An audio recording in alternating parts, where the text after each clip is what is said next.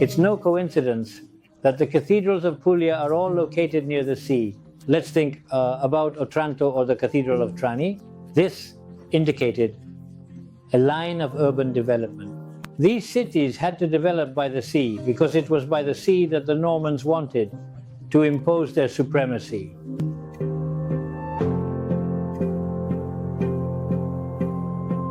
Unfortunately, the cathedral retains very little of its original Romanesque structure. The three-nave basilica layout remains, with the central nave being twice the width of the side naves. Fragments of the large mosaic floor still remain, which were exceptional for certain features. For example, there was the oldest Italian representation of the Chanson de l'Olane. It described the route of Roncismale.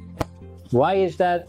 Why did it take that route? And it's the port from which one embarks for the Holy Land.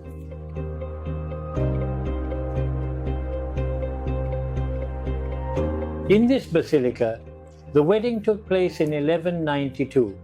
Ruggiero, the son of the Norman king Tancredi with Irene, daughter of Emperor Isaac Angelus of Constantinople.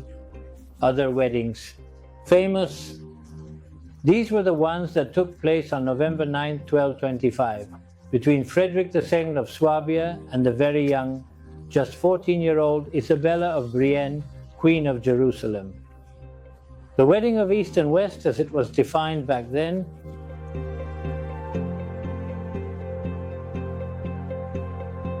the choir of the canons was built at the behest of Archbishop Andrea de Agliardes, and it was completed in 1594. By the way, the Archbishop died shortly after. It was said he was poisoned, and it was completed in 1594. By the way, the Archbishop died shortly after. It was said he was poisoned. We have two magnificent views of the city. One of its port with the towers of the Cattedrale. The other, however, is perhaps the first complete view we have of a late Renaissance bris. Perhaps the first complete view we have of a late Renaissance bris. The carver then wants to depict himself right inside the choir with the tools of his trade.